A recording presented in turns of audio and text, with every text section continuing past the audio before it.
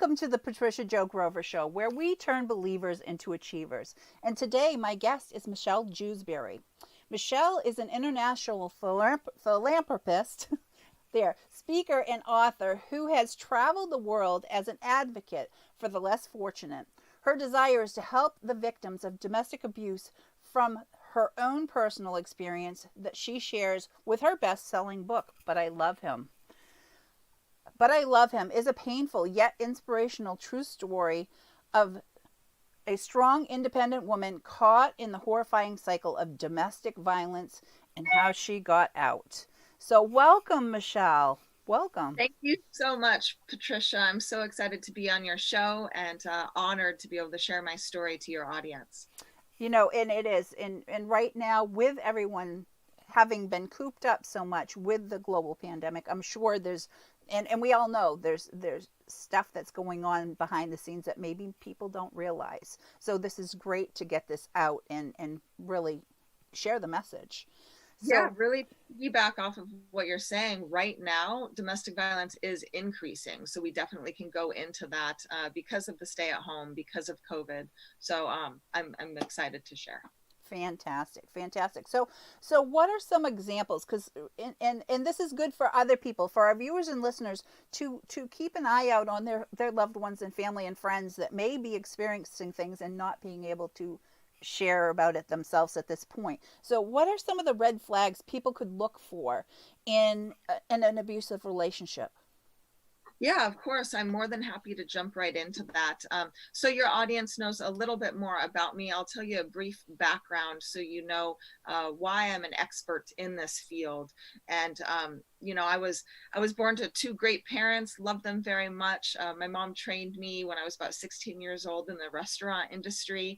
So I manager and hostess and bartender all the way up through there, but I knew I wanted something more. So shortly after that, I moved my happy little butt to Hollywood, California to be a movie star.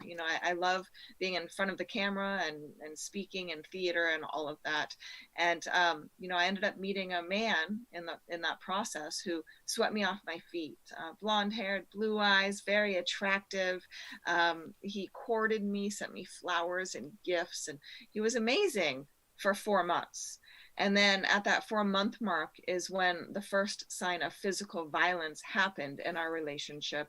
And that's when he had pushed me so hard against a wall that my head went through it. And at that point, I didn't even understand I was experiencing domestic violence. Well, I stayed with that abuser, we'll call him Paul, for about 4 years. And during those 4 years, I experienced emotional and psychological abuse, and manipulation, physical violence, sexual violence, and of course, financial abuse. When leaving that relationship, I sat in front of my computer and just started documenting what happened to me. And when I started documenting, then I had the aha moment that I couldn't believe it was me that I was reading about. And it was very profound. So I ended up writing and performing a 65-minute solo show about my experience called But I Love Him. And then from there, I started a nonprofit organization called Unsilenced Voices, where we help survivors of domestic violence and sexual abuse all over the world. And we can go into some of that stuff later, and where we are and what we're trying to do and accomplish, but also here in the United States. And I do a lot of coaching and mentoring, and I travel and I speak. And my first book, the same title as my play, was published last year. And that is my complete and true, accurate story of my abusive relationship. So now, I help people overcome obstacles, whether it is trauma and abuse or fear and anxiety, especially with what people are experiencing now. So to answer your question, now with red flags, there are many red flags. And when I was in my abusive relationship with Paul, prior to him becoming physically violent with me, there were emotional red flags where, he would belittle me. So he would praise me and then belittle me, and, put me on a pedestal and then tear me down. You're beautiful, but why do you wear those pants? They make you look fat. You're so talented, but I've never actually seen you perform before. So there were these it was more of a double-edged sword. And then also, the way that people speak to their friends and their family members, the way that their friends actually react to who they are and what they represent, that was very important for me to realize, because Paul's friends adored him, except when the doors were closed, and they would talk, oh, be careful, and maybe he's not a good person. And it was his good friends telling me this. And then of course how people speak to hostesses and restaurateurs, the waitresses at restaurants, and interacting with people, and controlling. Paul was very, very controlling, and that's a red flag that people can look for right off the get-go. Right, right. And there even are so many more that you weren't even able to touch on, because I know myself because of past experience.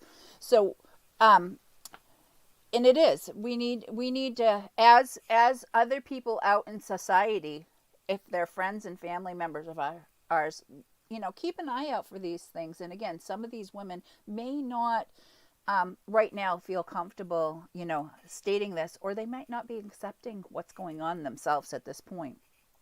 Yeah, I didn't even accept what I was experiencing, for sure. I had no idea what it was. And when the relationship started progressing, I really thought that I could help him change. Right. And that's something that's not possible. The abuser, I believe, can heal, but he or she has to put in that work. And it's a lot of work, so especially for a survivor, it's a lot of work to heal from that as well. So thank you, Patty. Yeah, exactly. It's so true. So, what I know, there's different cycles, and everybody deals with each cycle differently. But can you help and share with our audience the cycles of domestic violence? Of course, yeah. Domestic violence is cyclical. So there's three main stages in an abusive relationship. And the first stage is the walking on eggshells, which is, I'm going to tiptoe around him or her, make sure that he or she doesn't blow up, make sure I don't upset them in any way. And then there's the blow up stage, where there's physical, emotional, sexual violence. It can the first stage can last a couple weeks. The next stage can last a couple days. It could go months or years. The cycle is different depending on the relationship. But once that blow up stage ends, then there's the apology stage that kicks in. And the apology stage is your abuser saying, I'm so sorry. I promise I will never do this again. I love you. Maybe even you triggered me. Maybe we can work on, how we speak to each other. All kinds of things can be said during that stage. And that apology stage is what keeps most victims trapped in abusive relationships. And that's something that is so important to remember, because so many people oftentimes ask, why did you stay? And I want you to know that it's not your fault for staying, that this is a cycle, and it's a cycle that needs to be broken. Right, right. And I would add to that too, Michelle, and some people don't realize it, but there's also the financial devastation that can happen with somebody taking on that aggressive behavior and doing stuff financially that makes it difficult for people to leave a situation or have that control. Yeah, for sure. Even in my situation, so my abuser didn't really allow me to work. So he took away that power that I had, and I was solely reliant upon him, dependent upon him. And he did very well. He was an entrepreneur. I can't really go into what he did, but he made very, very good money. So it was very interesting. We would travel the world in private planes, but then I would go to the grocery store and spend $200 on groceries on our credit card that he had me add his name to, that was originally mine. And I would get yelled and screamed at. And upon leaving that relationship, he left me with mounds of debt, over $50,000 in credit card debt. Right. And I was driving a Lexus, a car that I couldn't afford. And at that time, I I was broken. I had no idea what to do, but I knew that I would be even more broken if I stayed. So even though there was financial implications on my life, and although when you look at it, eventually it was like 100K total, Right. I escaped, Right. and it takes a lot of courage, and you can do it, and I'm still battling financial stuff. My credit score has now been demolished Right. because of my abusive relationship. However, there are ways around that. My business credit is good, and just moving forward and making sure that we're liquid now, and I know how to combat those issues. Right. And you're upright and vertical, dear. You're Yeah, upright and exactly. vertical. That's all that matters. And for Yeah. people to realize it, and you can be, and that brings tears to my eyes because again it touches so close to base, and to share that, but because you may be physically scared of leaving a relationship or what it could do, but staying with it isn't any better. So balance that out, folks. But also financially, it you are so much better if you can physically have your body, mind, and spirit as intact as possible. Leave everything else behind. You can replace clothes, you can replace cars, you can replace, but you cannot replace your physical and emotional self. Leave and keep everything as intact as you possibly can with Yeah, that. it's so important to remember that for sure, Right. because you know this is a little different than DV, but however it still stands the same. When people get older and they may be on their deathbed, the only thing that they ask for is more time with their friends and family, that they Exactly. should have spent more time. And if they're sick, if they've been dealing with health issues, then they can't have that time with the people that they love the It's most. true. And your health is so incredibly important, your mental health along with your physical health. So you stay in an abusive relationship, you are emotionally distraught, you live in fear, you have depression, you don't know how to handle everyday situations.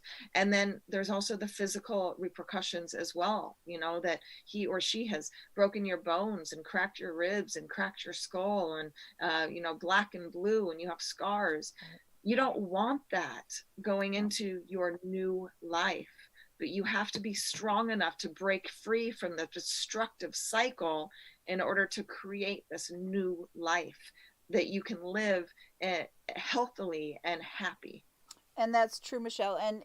And also, unfortunately, it's not always just a woman or a man that's going through that situation. A lot of times there are children who are also part of this. And even if they're not the receivers of that physical, sexual, whatever violence, whatever, they're still receivers of everything that goes on emotionally with that. And, Yeah, they hear it and ex- they see it, and when they do that, it causes them to either be an abuser when they get older, or get into an abusive right. relationship, or could be an advocate against what happens, but it could go any of these directions. Right, right. And that's the thing is really putting and what I do with people is I teach them to put themselves first. Put the and it talks the your physical self, but not just your physical self, your spiritual self, your emotional self, and your financial self, and really start looking at trying to create and believe that you are worthy of having the best life possible, and for that of your children. And being in a situation like this is not the best for anyone involved long run. So just really thinking of that, and I just want to plant that seed because you and I tell everybody you are worthy and you are capable whether you believe it or not. That's what my show is all about. Is my guests help me to turn believers into achievers, and you can get out of that situation and you can have a better life. it's Yeah. it is it's possible. It's possible. Yeah, It's, it's not only possible, it's it, probable, oh yes, that exactly. step forward. And no matter how much therapy or emotional, physical support that you need, It has you to come. break free from that situation. Right. Right. So Michelle, what, and you touched on it, but why would you say that victims do stay in these abusive relationships? I know we touched on it, but can you go a little deeper? Yeah, of course. I'll actually tell you a little story. Okay. Uh, when I was with Paul, it's labeled in my book Halloween, but it was during October, and during the October um, Halloween event, Paul ended up drinking a bit too much. He thought that I was flirting with somebody else, grabbed me by my arm. We had to leave. You know, I grudgingly followed him to the car, and he swerved in and out of traffic all the way down the 101 freeway back to our house. And you know, he grabbed me by my hair and pulled me out of the car and threw me in the front door and turned around and shut the door. And I remember stumbling forward. And I remember then looking behind me, and Paul had these beautiful blue eyes. Well, when I turned to look at him during this incident, his eyes were completely black. And then the onslaught began. You know, it was a really bad beating. It lasted roughly 4 hours. I was thrown against walls. I was black and blue, bloodied really from head to toe. I remember at one point he started sobering up, and he pulled me in the shower with him, and he rinsed, you know, the blood out of my mouth and off my body. And I remember being too weak to even lift my arms to wash my hair. And then he took me to the bed and held my hand. And I don't know why he held my hand, but maybe thinking that I would stay, I wouldn't run away. But I was so weak and distraught that I couldn't even fathom doing that. You know, I tried running earlier, and it just resulted in more violence. Well, I drifted in and out of sleep and in and out of consciousness that night. And when I woke up, Paul was staring right at me. And as soon as I opened my eyes, he just began to cry. And what I mean by cry, he began to bawl his eyes out. Michelle, I am so sorry. I promise this is never going to happen again. And, you know, my face looked like I had just completed 10 rounds in a boxing match.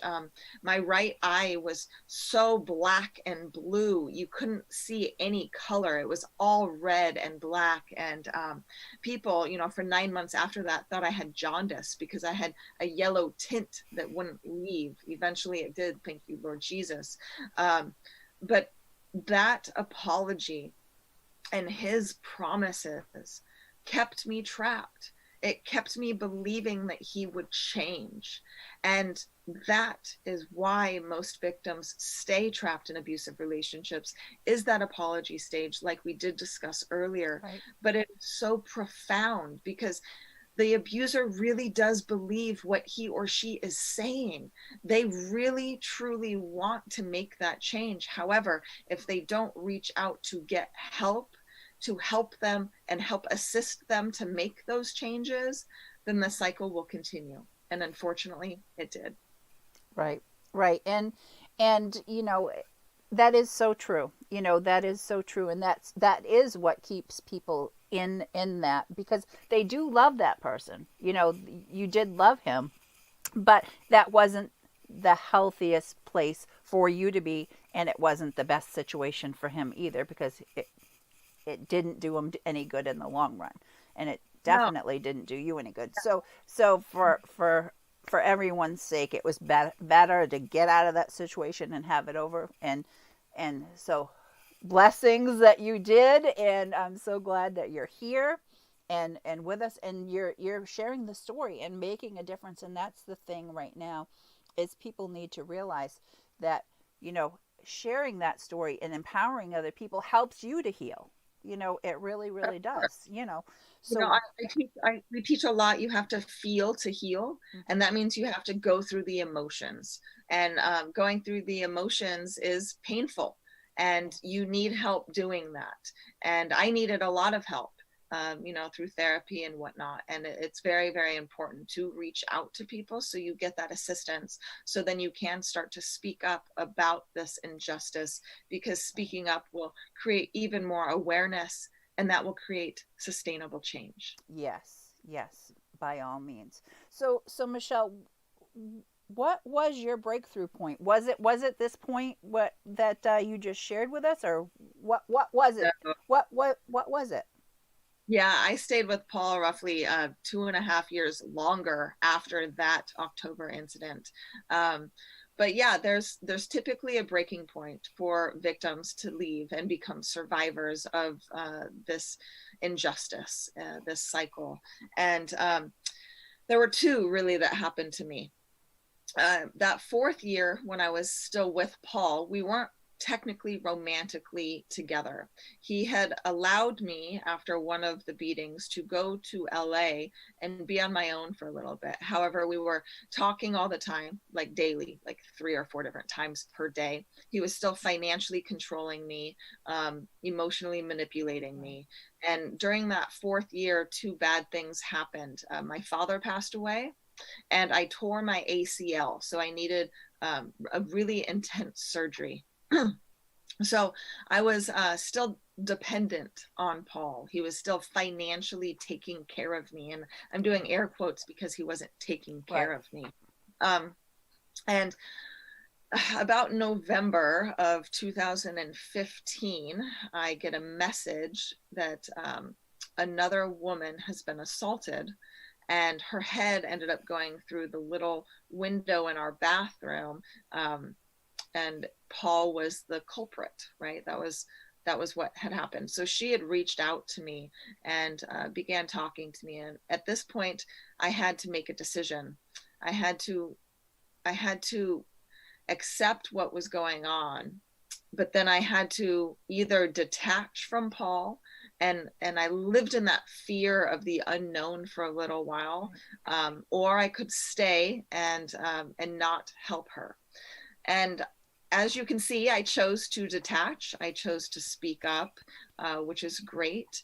But that happened right after the first breaking point. And my first breaking point was when Paul and I were still romantically involved, and I found out that he was having affairs on me, and that brought me to my knees, So the affairs that happened in around August of 2000 and I want to say 15, it might have been 14. And I was crying all the time. I remember laying on the kitchen floor and literally drinking a whole bottle of Maker's Mark, a fifth of Maker's Mark. I was hammered, right? And Paul was, holding my hair back in the bathroom while I was vomiting. And he's like, I didn't realize that this was going to hurt you so bad. And subconsciously, I put up with the physical violence and the emotional abuse, but the cheating, I just couldn't do. And that's that point where he let me kind of go back to LA and get myself back together. And then I got that message from the other gal, and those two combined together, I was out. I was completely out, and I knew I had to leave and speak up. Again, so we are everyone's so blessed that you did, because again, the differences that you're able to make right now in this world. So yeah, and I'm nobody special. I want all of your listeners to know that I'm nobody special. I'm just somebody who was able to overcome a really bad obstacle in my life. And because I was able to do that, I now can share my story and teach other people to do the same thing. I'm not doing this for me. I am doing this so other people can heal, so other people can speak up, so we can create a domino effect of change. Right. Because there are so many injustices in this world, domestic violence and trauma and trafficking, but outside of that, racial injustice and gender injustice, and there are so many race. It's just. We need radical change right now. Right. And my dream and my hope and my vision is to inspire other people to help create that radical change. So like I said, I'm nobody special. I was able to overcome. Right. That's why I teach other people to do the same thing. So I hope that they can create 100,000 different unsilenced voices around the world, or other organizations that can help. Exactly, exactly. I totally agree. And again, making that difference, no matter how small it is, in a positive direction towards having change, Mhm. is what we all need to band together to do. Definitely. Yeah, yeah, 100%. Just take a step.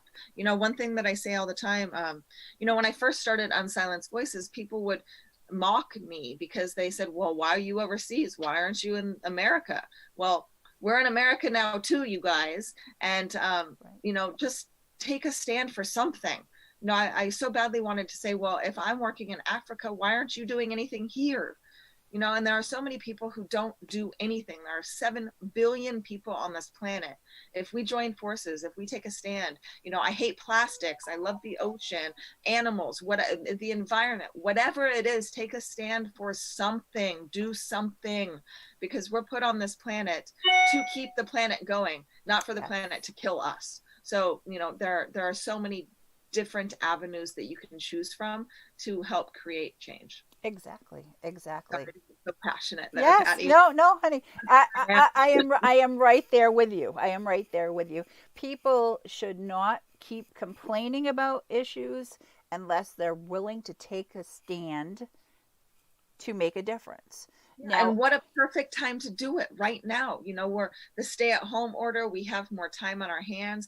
I'm very, very busy right now. However, I still do have more time. I don't have to get in a car and drive, or get right. on a plane and travel, 4 times a month like I was doing for a while. It's, Yeah. few and far in between. So I have more time to where, you can impact even more people. So Yes. utilize your time wisely. Don't sit in front of your computer watching, you know, Netflix for 4 or 5 hours.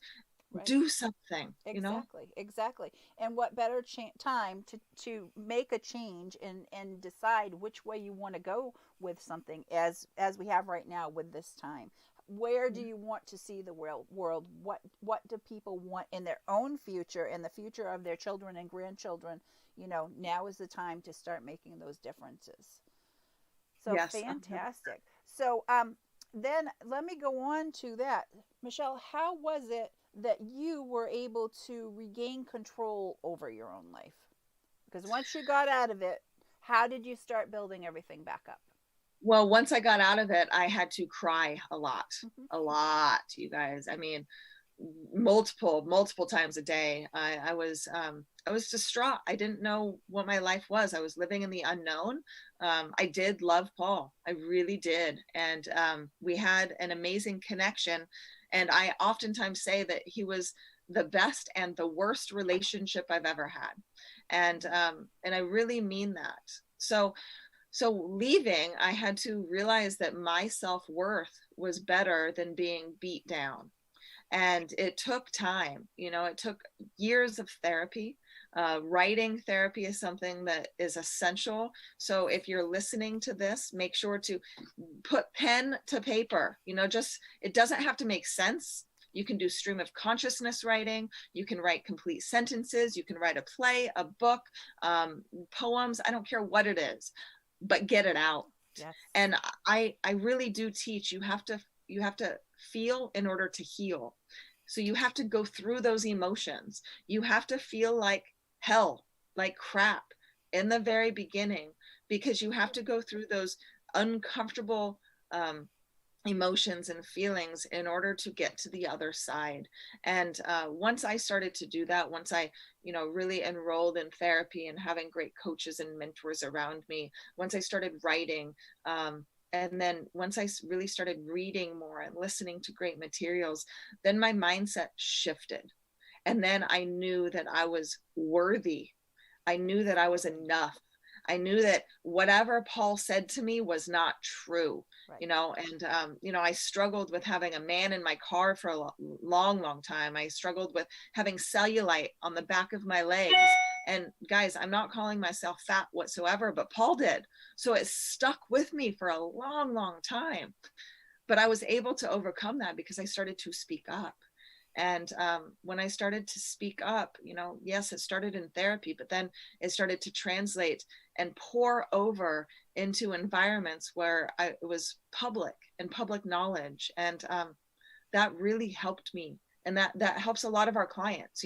One of our clients right now, I'm super excited. She was just interviewed on 60 Minutes, and she's speaking up, and she's a huge advocate against domestic violence. And I'm helping and coaching her through that process of putting together an entire business and an empowering process to women. And her focus is African American women in America. So she is now that advocate for that genre of women to help them speak up against all of these injustices. And that's what we need to help encourage other people to do the same. Fantastic, fantastic. And I would have to say the same thing, Michelle. And like you said, getting it down on paper, not only does it help it get it out, it helps us get it out of our mind and out of our hearts to get it down on paper. But then then we see, like you said, you couldn't believe it was you that had lived that life because you had disconnected and kind of tucked it underneath, because you didn't want to realize it. But when it's there and you see it, then you can actually learn from that. And that you can say, hey, now that I see this way, it empowers you to make better choices for your own health and safety when you move on forward. So, and I would say definitely it's very, very, very important to be able to do something like that. It's all a part of the healing process and regaining your life. It is, yeah, and embracing that healing process, because it's so important to understand that you have to go through it. Exactly. And again, and you did say it is painful, and it is, it really is to go through that. But it's not at that point now. And I want to help people, and I want the viewers to understand. Don't think that you're choosing to cause yourself pain to do this. Disconnect this from that other person. Disconnect that pain. That pain is just and going to be better for you. This is for you. This isn't for them. This is for you, and they don't have any control over you any longer if you're sitting and doing this now. Yeah, and Patty, I'd like to say one more thing. One of the hardest things I had to do was forgive. And forgiveness, you guys, is not for you, just like Patty is saying, or not for them. It's for you. Right. When you finally forgive your abuser, or forgive the person or people who have caused you trauma and pain in your life, it's like a weight being lifted off of your shoulders. And then you can clear space in your head for amazing, awesome, beautiful things that can help you move forward in your life instead of staying in this grudge mentality. I used to sit in the back of church all the time and just bawl and cry and cry and cry, and begging God what to do. And, I despised Paul in the very beginning, but looking back, now I see that hurt people, and he was hurting, and he's still hurting. And I honestly, after all of the violence, after the severe punishments that I received, I really do forgive him for what he's done. And I really do hope that he changes his life and seeks that help that he needs in order to heal and recover. Right. And that is true.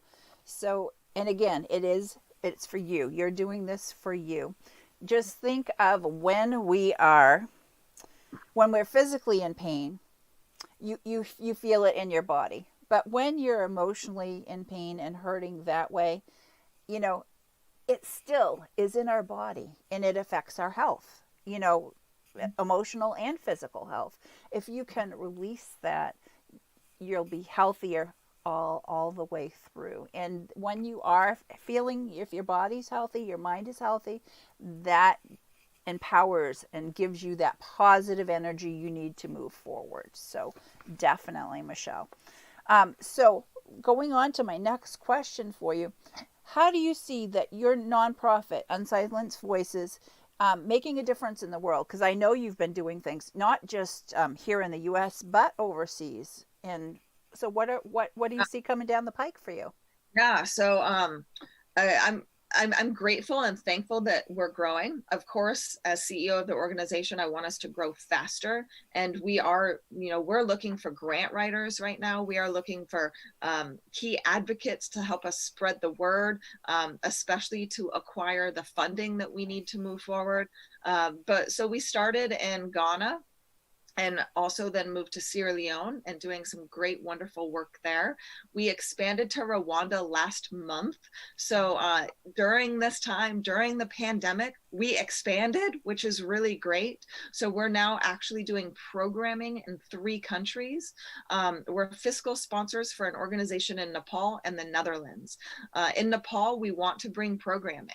So we're the fiscal sponsor for an organization called Happy Children, and they primarily deal with children who have been bought and sold as sex slaves, as workers, you name it. But they have to buy back these kids at 600 or 700 euros per head, which is very expensive. But we also want to come in and educate these kids that they do have a choice, that they don't have to live in the caste system. Serfdom still exists over there. So it's bringing that awareness. So we need funding for that. But we're also expanding to the US. So in the United States, we're doing what's called the Core Transformation Movement. And we're going to be doing educational seminars and summits for survivors of domestic violence and human trafficking and sexual abuse, but also to educate the community. It's so important to educate the community. So during those events, we're going to have police officers there, we'll have case managers there, we'll have therapeutic needs, whether it be movement therapy or actual therapists, we'll have survivor speakers come. We are trying to work with case managers and provide pro bono legal assistance as well. We've got a couple of attorneys on board who are excited to provide their assistance for little or no cost, which is really great to help some of these victims and survivors break free. So that's going to be happening as soon as COVID lifts, which I'm assuming March or April of next year. So that'll be our first event in the United States, which I'm so excited for. But we just need to continue expanding. So I actually foresee us being in 10 to 15 different countries in the next 5 to 10 years. But we all need, we need the funding. Every nonprofit organization requires money. You guys, I don't take any money from the nonprofit right now at all. I've actually put in over $40,000 of my own money because that's how important it is to my well-being, how important it is to the mission that God has put on my heart. How I make money, of course, is coaching and mentoring and speaking on stages. This nonprofit is to help other people. So, we need help. It's not sustainable for me to fund it. So we do have assistance, we do have private donors, but we definitely need larger sums of money in order to expand more. So please, if you guys know anybody, refer them to us. Michelle at unsilencedvoices.org. Very simple.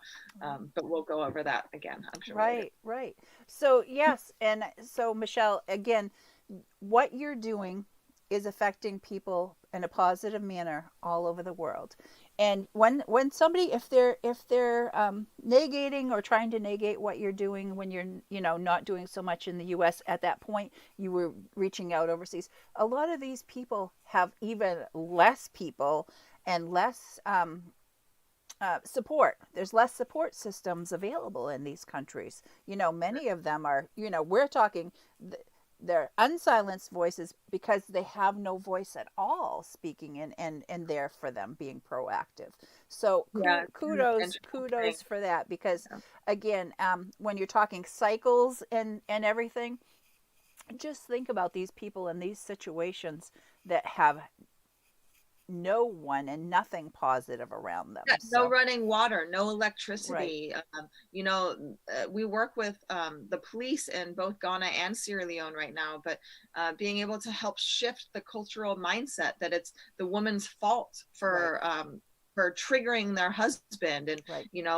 They oftentimes they don't even believe in spousal rape. So it's not bringing the Western culture over there, but it's educating about them. they can be empowered. They have rights and morals, and they're valued.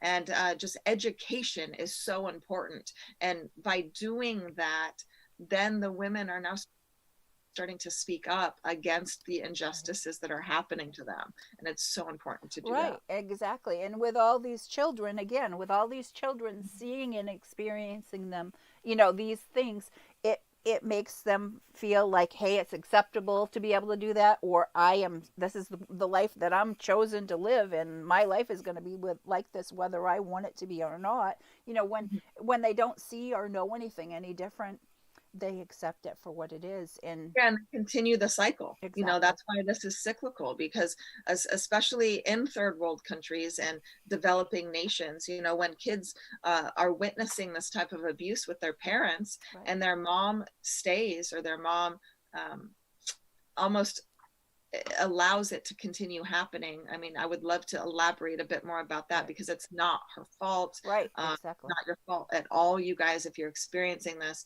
But even with me, I allowed myself to stay for 4 years. And because of that, these children are growing up saying, oh, okay, well, it's right to beat women. Right. It's right to, if I'm wanting intimacy right now, it's okay for me to treat my spouse as what happened. Right.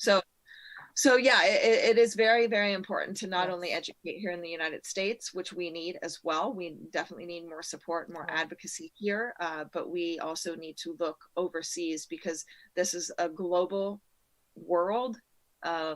We can send a message from California, and it can make it to Australia in like a second. So we have to understand that we have to join forces together and hold hands, and Right. really make change all over the planet, not just in one area. Exactly. And I applaud you, Michelle, because again, it is, even the smallest difference being able to be made is huge. And that one, just think about that one woman or that one child's life. It it yeah, I applaud you.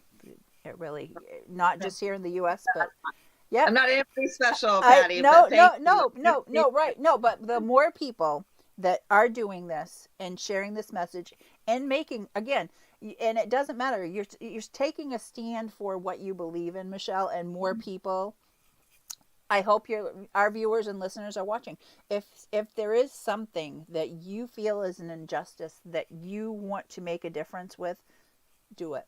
Do it, Yeah. because you are. And it doesn't matter how big or how small, it's positive and moving forward. Yep, Yeah. for sure. Take a stand Wonderful. and speak up. Exactly. So Michelle, do you have any special gifts for our listeners and viewers? Oh yeah, definitely, definitely, definitely.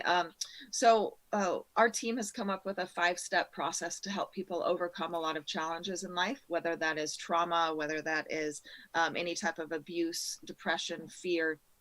So I want to gift your audience that 5-step process. So if you're in the United States, then go ahead and text the word UNITE, UNITE, to 26786. Again, it's UNITE, UNITE, to 26786. If you are overseas, that text often will not work. So I have publicly given out my email address. That's fine. You can filter messages that are not good, but please reach out to me, Michelle, Michelle, at unsilencedvoices.org, UNSILENCEDVOICES.org. So please go ahead and reach out to me for any of your needs, whether it is coaching or assistance with Unsilenced Voices, or if you are experiencing some kind of trauma and need resources. Wonderful. Thank you so much, Michelle. Thank you. And, Thank you. I'm Patricia Jo Grover, and the Patricia Jo Grover Show is where we turn believers into achievers. You can find out more about me at patriciajogrover.com. And I have an offer for everyone. My gifts to you is if you text the word GOAL, GOAL, to 866-926-4020 to get you started on the way to achieving your dreams and goals. So thank you for being with me, Michelle. We have a little video, and until next time, everybody. Thank you, Bye. Patty. You're welcome. Bye. Bye bye.